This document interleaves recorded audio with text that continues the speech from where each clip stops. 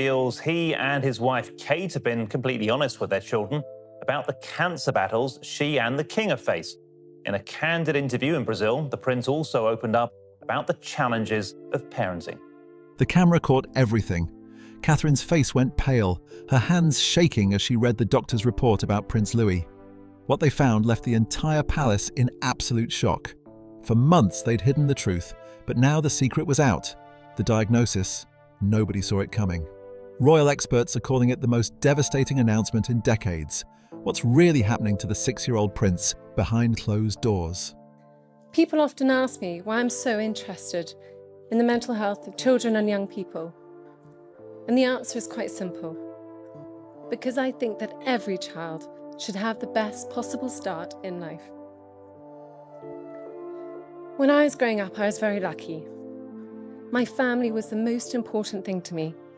The morning of December the 17th, 2024, started like any other across the United Kingdom. People were preparing for their daily routines, scrolling through their phones over breakfast, commuting to work. But at precisely 8 minutes past 8 in the morning, something shifted. A brief statement appeared on the official social media channels of the Prince and Princess of Wales, and within moments, the ordinary rhythm of the day came to an abrupt halt. Catherine, Princess of Wales, had posted a personal message. It was short, carefully worded, and devastatingly direct. Her youngest son, Prince Louis, was facing a health challenge that would require ongoing medical attention and care. There were no lengthy explanations, no detailed medical terminology, just a mother's honest acknowledgement of a difficult reality her family was navigating. The message asked for one thing above all else: privacy and understanding during what she described as a challenging time for their family. The response was immediate and overwhelming. Within minutes, major news organisations across Britain interrupted their regular programming. The BBC shifted its morning coverage entirely, with presenters visibly adjusting their tone as they read the statement aloud to viewers. Sky News brought in royal correspondents and medical experts to provide context, though details remained scarce. ITV paused its breakfast show to address what anchors were calling a significant moment for the royal family. But the news didn't stay contained within British borders. As London woke up, New York was still in the early hours of darkness, yet American networks were already breaking into their late-night programming. CNN, NBC and ABC all picked up the story, recognizing that news involving the British royal family, particularly concerning a child, would resonate deeply with their audiences. Within an hour, the statement had been translated into dozens of languages and shared millions of times across every major social media platform. Outside Kensington Palace, where the Wales family maintains their London residence, people began gathering almost instinctively. There was no organised call to action, no planned vigil, just individuals and families who felt compelled to show their support. Many stood in silence. Some left flowers near the gates, others simply held their phones, reading and rereading the statement as if hoping to find more information between the lines. The December cold seemed to match the somber mood, with grey skies hanging low over the city.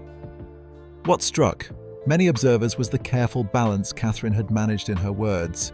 She provided enough information to confirm that something serious was happening, but withheld the specific medical details that might subject her 6-year-old son to a lifetime of unwanted scrutiny and speculation.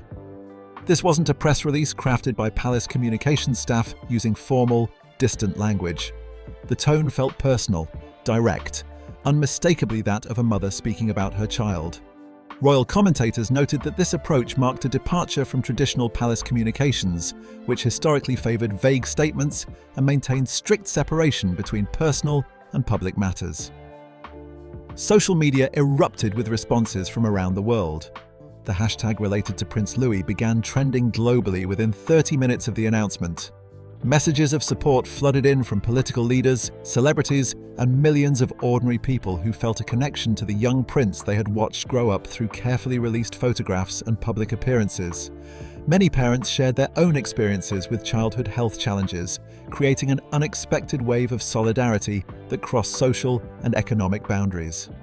For those who had followed the royal family closely, the announcement explained several things that had seemed unusual in recent weeks. Prince Louis had been notably absent from certain expected public appearances. The Wales family had pulled back from some engagements without providing specific reasons.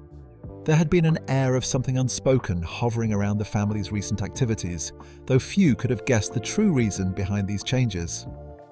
The statement also brought back memories for many British citizens, particularly those old enough to remember when Princess Diana spoke openly about her own struggles and vulnerabilities.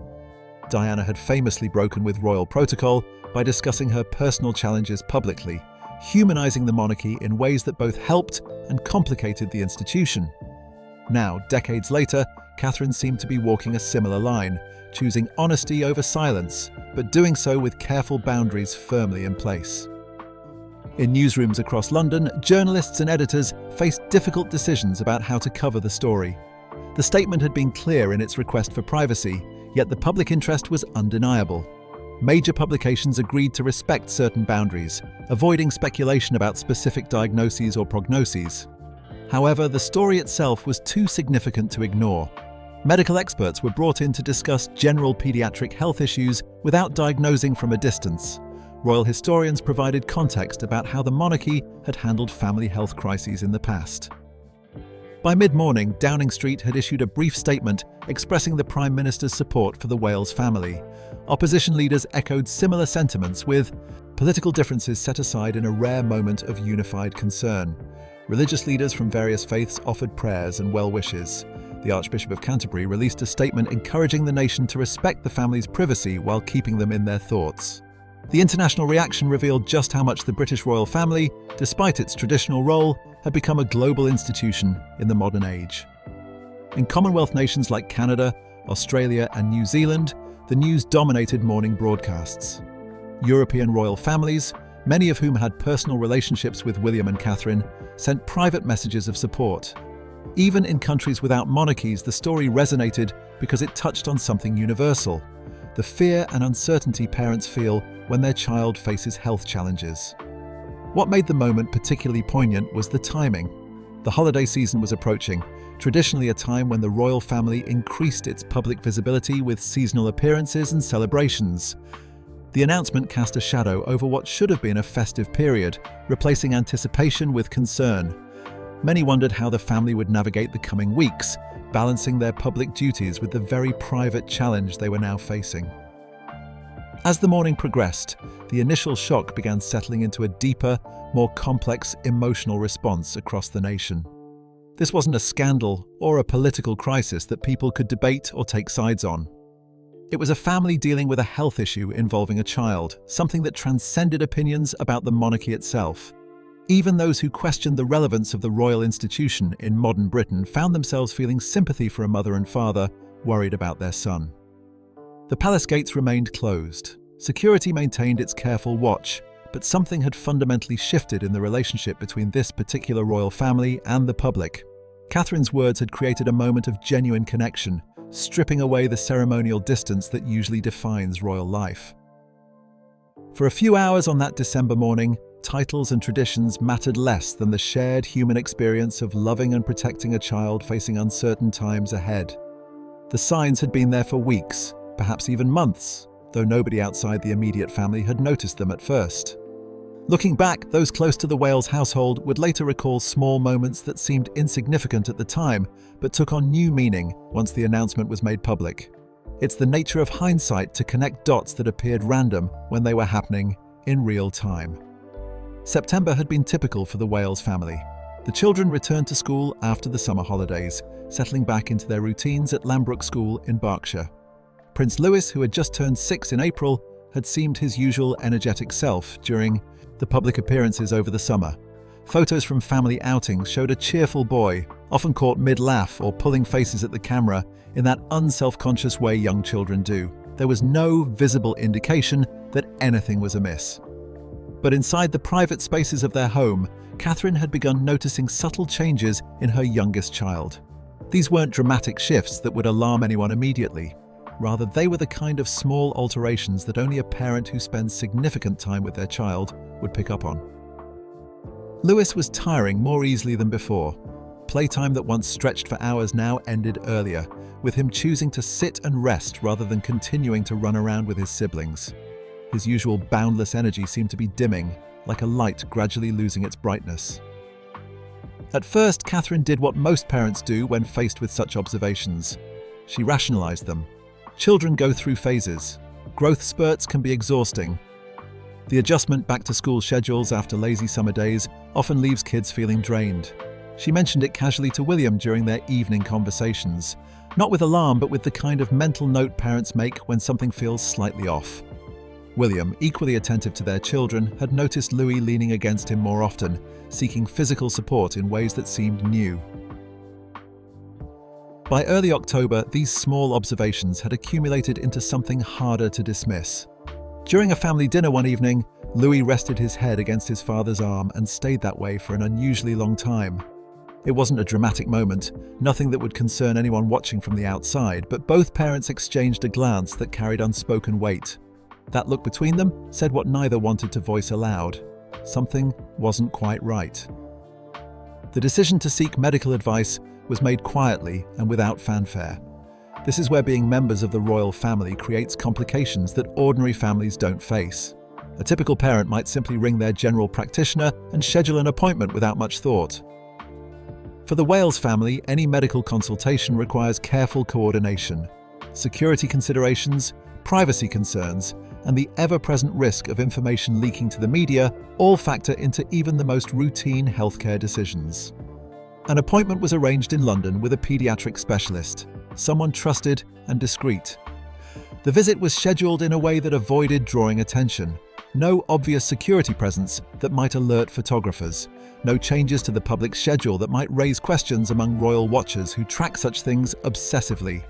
Catherine and William took Louis to the appointment as any concerned parents would, though their arrival and departure required significantly more planning than most families would ever need to consider. The specialist was thorough and professional, conducting examinations and asking detailed questions about what they had observed. But medicine, particularly when dealing with vague symptoms in children, rarely provides immediate answers. Tests were recommended, patterns to monitor, symptoms to watch for. Catherine left that appointment with a folder of information and instructions, but without the clarity she had hoped for. The uncertainty was almost worse than a definitive answer would have been. At least with a clear diagnosis, you know what you're dealing with. The waiting, the watching, the not knowing creates a different kind of stress. Back at Kensington Palace, adjustments began happening quietly. Staff members who had worked with the family for years noticed changes in atmosphere without being told explicitly what was happening. The area of the residence where the children's rooms were located became more restricted, with fewer people having casual access. This wasn't presented as anything unusual, just a slight tightening of already existing protocols, but those who had been around the family for years recognized the shift. Public appearances involving all three Wales children became less frequent. Events that would typically feature the entire family were scaled back or reconfigured. When Louis did appear publicly, he was there for shorter periods, and Catherine could be seen staying particularly close to him, a hand on his shoulder or back more often than before. To the casual observer watching from behind barriers or viewing photographs online, nothing seemed obviously wrong. But those trained to read body language and family dynamics noted that something had shifted in how the family moved through public spaces. Princess Charlotte, mature beyond her years as many eldest daughters are, seemed to sense that her little brother needed extra attention. She was observed holding his hand more frequently during family walks, staying close to him in ways that suggested she had been told to keep an eye on him. Children often understand more than adults give them credit for, and Charlotte appeared to have taken on a protective role without making it obvious. The palace press office began fielding questions about why certain expected appearances weren't happening. The explanations given were vague but not entirely dishonest. Schedule conflicts, private family time, adjustments to the children's school routines. None of these reasons raised immediate red flags because they were all plausible for a family trying to give their children as normal a childhood as possible, despite their unique circumstances. Royal correspondents made note of the changes but didn't push too hard, assuming this was simply the family's ongoing effort to maintain boundaries between public duty and private life. By mid-October, a specific incident crystallized Catherine's growing concern into something more urgent. It was an ordinary school morning, the kind that had played out hundreds of times before. Louis came to the stairs leading down from the bedroom level and simply stopped. He wasn't being defiant or playful, wasn't refusing to go to school in the way children sometimes do. He was uncertain, steadying himself with a hand that trembled slightly as he gripped the banister. Catherine, already dressed and preparing for her own day of engagements, knelt beside him. She smoothed his school jumper, kissed his forehead, and sent him off with reassurances. But once he was out of sight, she found herself standing alone in the hallway, hands clasped tightly together, feeling a cold sense of dread settling in her stomach. That afternoon, Catherine contacted their medical team and asked for the next round of tests to be moved forward. The casual monitoring approach wasn't sufficient anymore. Something was progressing, changing, developing in a way that needed more immediate attention. The medical appointments increased in frequency, though still conducted with extreme discretion. Results from initial tests led to more specialized evaluations. Each appointment seemed to raise new questions, even as it answered previous ones. Within the palace, the circle of people who knew something significant was happening remained deliberately small. Long-serving staff members, many of whom had decades of experience with royal family matters, moved through their duties with an extra layer of quietness. Conversations in hallways were briefer, voices lower. There was no official announcement of a crisis, but the building itself seemed to understand that something serious was unfolding. Those who had been through previous family difficulties recognized the signs of a household under strain, even when everyone involved was working hard to maintain normal appearances. At Windsor Castle, during a small family gathering in late October, another moment stood out. The extended family had come together for what should have been a relaxed afternoon. Louis was playing outside on the stone terrace when he paused, rubbing his arm in a way that suggested discomfort. Princess Anne, the Princess Royal, and William's aunt noticed immediately. Across the terrace, Catherine caught Anne's eye, and in that brief exchange, no words were needed. Later, away from the children and other family members, Anne placed a hand on Catherine's shoulder and offered quiet reassurance. Catherine's response, though grateful, carried an edge of fear she couldn't completely hide. As November arrived, bringing shorter days and colder weather, the medical picture was becoming clearer, even as the future remained uncertain. More specialists had been consulted, more tests conducted, more careful observations recorded. The information was being gathered systematically, building toward conclusions that the doctors were approaching with appropriate caution. For William and Catherine, each new piece of information brought them closer to understanding what their son was facing, but also closer to having to make decisions about how to handle this knowledge in their very public lives. The weight Catherine carried during these weeks was immense. She continued her public duties, appearing at engagements focused on early childhood development, speaking about the importance of supporting families, all while privately dealing with profound uncertainty about her own child's health. The irony wasn't lost on her, though she never let it show publicly.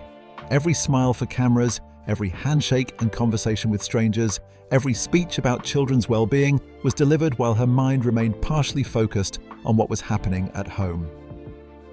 The definitive answers came in late November, delivered not through an urgent phone call or emergency meeting, but in the clinical, measured language of medical documentation. After weeks of tests, consultations, and careful observation, the specialists had reached their conclusions. Prince Louis had a condition that would require long-term management and ongoing medical attention. The specific details of the diagnosis remained private, known only to the immediate family and their trusted medical team, but the implications were clear. This wasn't something that would resolve itself with time or rest. It was a reality that would shape decisions about his childhood, his education, and his future role within the family. Catherine received the news first, sitting alone in a quiet room at Windsor Castle as she read through the medical reports. The words on the page were precise and professional, explaining the condition, the treatment options, the long-term outlook. There was reassurance embedded in the clinical language. This wasn't a life-threatening situation. The prognosis included positive elements, and modern medicine offered various approaches to management. But even with those reassurances, the fundamental truth remained stark. Her 6-year-old son would be dealing with this for the rest of his life. The immediate response wasn't panic or despair, but rather a kind of focused determination that often emerges when uncertainty finally gives way to clarity. Years of public life had taught Catherine how to maintain composure even when the ground shifted beneath her feet. She took time to absorb the information fully, to understand not just the medical terminology, but what it would mean practically for Louis, for their family, for the decisions they would need to make going forward. Only then did she prepare to share the news with William. William learned the details that same evening when he returned from official duties in London. The conversation happened in private, away from staff and security, just two parents confronting a reality neither had wanted to face. He read through the medical reports carefully, understanding that the information on those pages represented far more than a medical condition.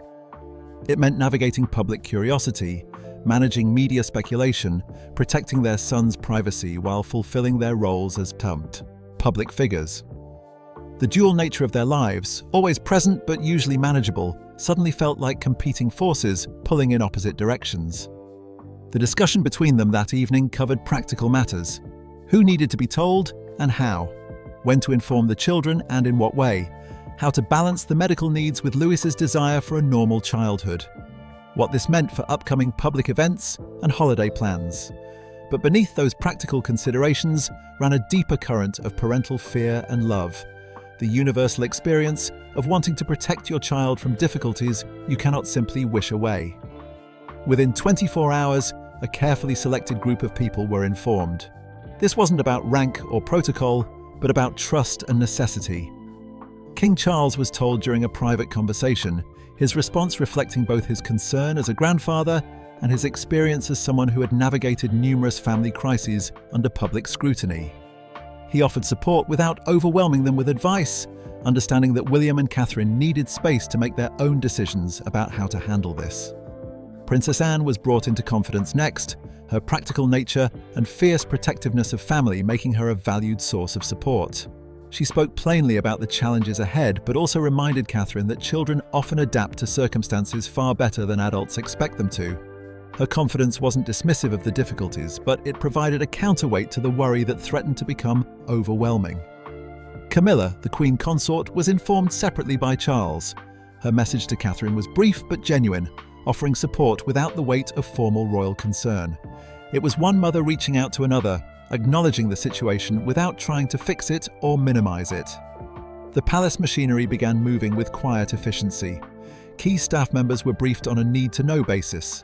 Security arrangements were reviewed and adjusted to account for increased medical appointments and the need for privacy during vulnerable moments.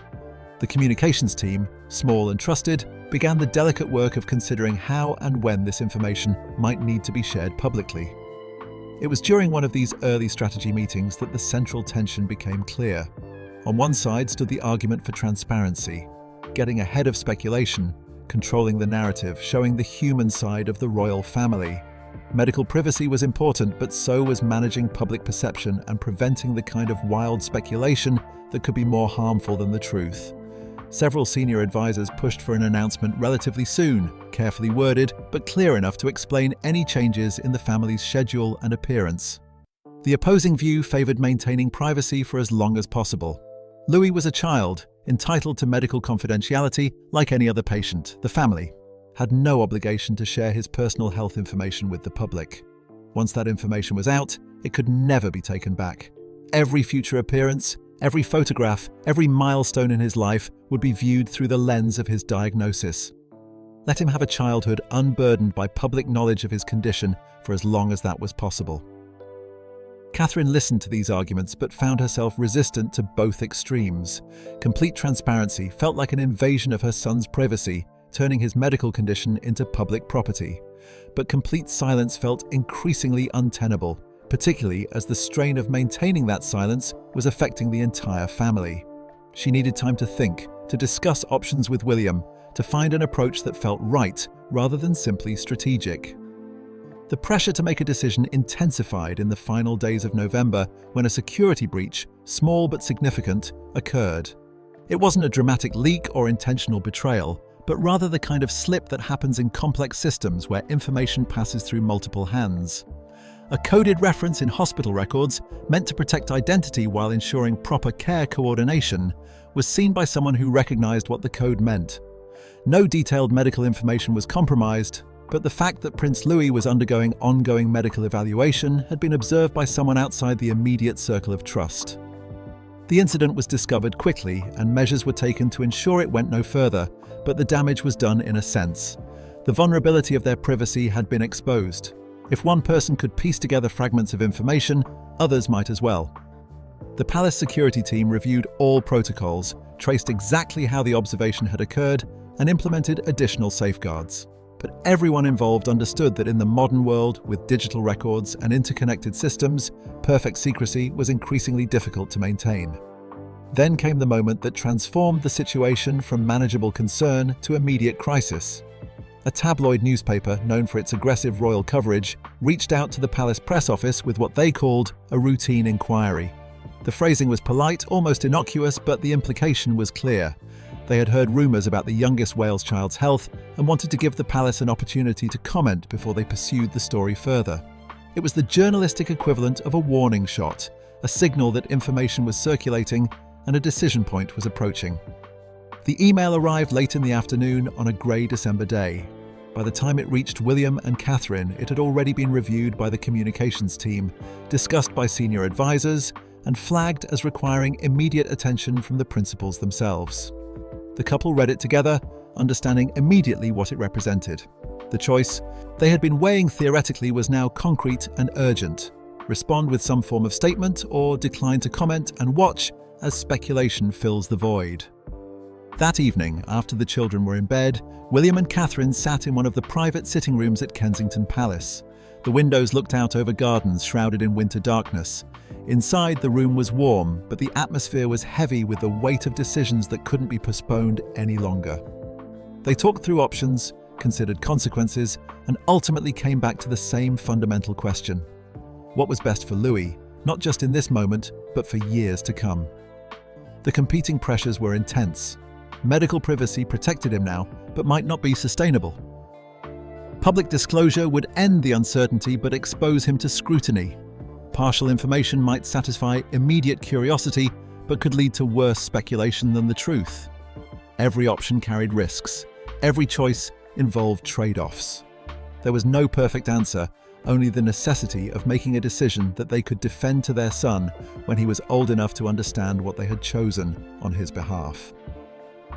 By the time they went to bed that night, no final decision had been made, but the trajectory was becoming clear. Silence was no longer serving them. The pressure of maintaining it was taking a toll on the entire family. The threat of information emerging in fragmented, distorted ways was real and growing. At some point, probably soon, they would need to speak.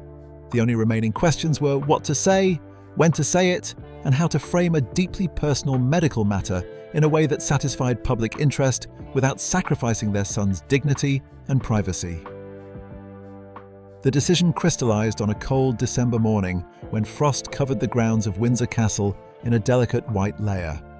Catherine woke early, as she had been doing for weeks, her sleep disrupted by the weight of choices that seemed to grow heavier each day. The bedroom was still dark, William sleeping beside her, and in that quiet pre-dawn moment she realized that the time for deliberation had passed. They could no longer control whether the story would emerge, but they could control how it emerged and who would tell it first. What finally tipped the balance wasn't strategy or advice from communications professionals, it was something far more personal and immediate. The previous evening, Louis had asked a question that cut through all the careful considerations about timing and messaging. He wanted to know why people kept asking him how he was feeling, why his teachers were being extra careful with him during physical activities, why there seemed to be more doctor's appointments than his siblings had. At 6 years old, he couldn't articulate the strangeness he was sensing, but he knew something was different and that the adults around him were treating him with a carefulness that felt odd. Catherine and William had answered him honestly in age-appropriate language, explaining that doctors were helping to understand his body better and making sure he stayed healthy.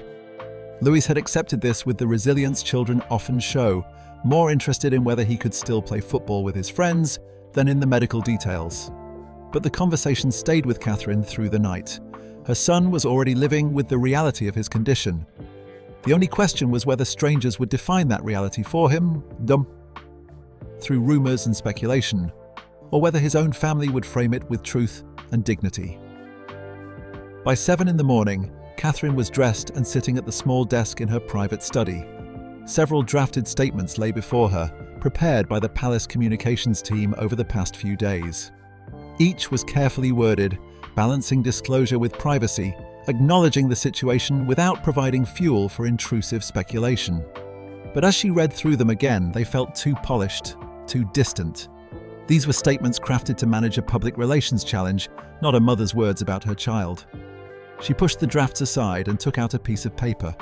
What she wrote was simple and direct, stripped of the formal language that usually characterized palace announcements. She acknowledged that Louis was undergoing medical evaluation and receiving ongoing care. She expressed gratitude to the medical professionals supporting their family. She asked for privacy and understanding during what she called a challenging time. There were no medical details, no diagnosis, no timeline. Just the essential truth that every parent could understand. That sometimes our children face difficulties and we do everything in our power to help them through it. When William joined her an hour later, she handed him what she had written. He read it slowly, then read it again. The silence between them carried weight, both understanding that once these words went public, there would be no taking them back. Their son's medical situation would become part of the public record, something that journalists would reference, that historians would note, that would follow Louis throughout his life. William suggested only minor adjustments, mostly ensuring that the request for privacy was clear and unambiguous. Otherwise, he told her, the words were exactly right because they were authentically hers. Princess Anne arrived mid-morning, having made the journey from Gatcombe Park as soon as Catherine had called. Her presence wasn't about providing royal authority or strategic guidance. It was the support of a woman who had spent her entire life navigating the impossible balance between public duty and private humanity. She read Catherine's statement and nodded with approval. This was the dignified approach, she said, speaking truth without surrendering privacy. She reminded Catherine that Louis would one day read these words and understand that his mother had protected him while respecting the public's legitimate interest in their family. King Charles joined the conversation via secure video link, his schedule not allowing him to be there in person, but his concern evident in his expression. He spoke gently, telling Catherine that he was proud of how she and William were handling an impossibly difficult situation. He acknowledged that he wished they didn't have to face this choice at all, that privacy could be maintained indefinitely. But given the circumstances and the growing pressure, he believed they were taking the right approach. His voice carried the weight of someone who had himself been at the center of unwanted media attention throughout his life and understood the costs involved. Camilla added her own quiet support, speaking briefly to express that she stood ready to help in whatever way might be useful. Her words were practical rather than emotional, offering concrete assistance rather than sympathy, which seemed to be exactly what Catherine needed at that moment. By 9 a.m, the final version of the statement was agreed upon. It remained remarkably close to what Catherine had originally written, with only slight modifications to ensure clarity. The Palace Communications team prepared it for release across all official channels simultaneously, wanting to ensure that the news came directly from the family rather than through intermediary sources that might add their own interpretation. Before the statement went public, Catherine and William gathered their 3 children together. Charlotte and George were old enough to understand that something significant was about to happen. They explained that they were going to share some information about Louis with other people, that it might appear in news reports, and that friends at school might mention it. They kept the explanation simple, emphasizing that Louis was being well cared for and that the family was strong and together. Louis himself seemed less concerned than his parents, more focused on the day ahead and whether the announcement meant any changes to his routine. At 9:30, the statement was released. The effect was immediate and overwhelming. Within seconds, notifications began appearing on phones across the United Kingdom and around the world. News organizations that had been preparing for this possibility swung into action, interrupting regular programming to share the announcement. Social media platforms saw an instant surge in activity as the statement was shared, analysed and discussed by millions of people simultaneously.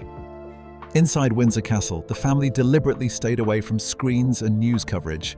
They had done what needed to be done, and now they would focus on being together, rather than monitoring reactions. Catherine spent time with Louis, keeping his day as normal as possible, despite the extraordinary circumstances.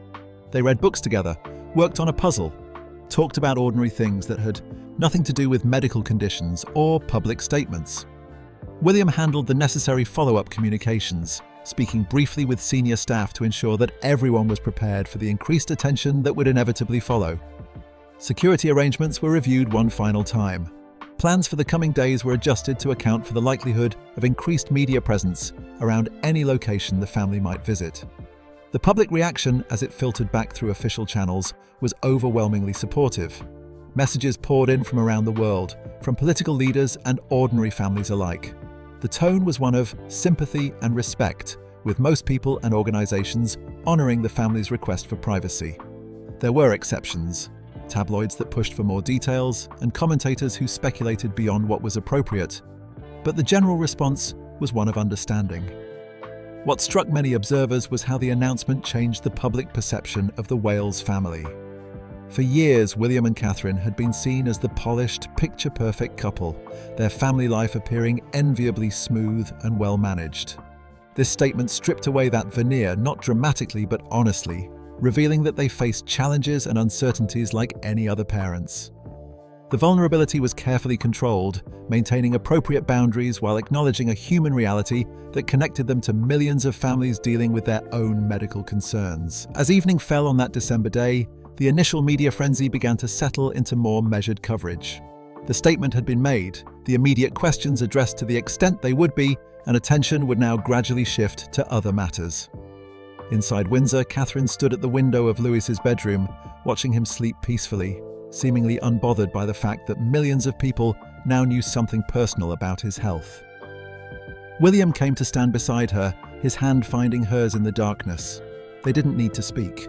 The decision had been made, the words had been shared, and now they would move forward together. The truth was out, shaped by their own voices rather than by speculation or rumor. Louis's condition was part of their family story now, acknowledged but not defined by it. Whatever challenges lay ahead, they would face them as they had faced this moment, with love, dignity, and an unwavering commitment to protecting their children while living their unavoidably public lives. The winter night stretched ahead, cold and clear. Inside the castle, warmth and light pushed back against the darkness, and in the quiet of that evening, the Wales family found a measure of peace in having spoken their truth, in having chosen honesty over silence, and in knowing that whatever came next, they would face it together,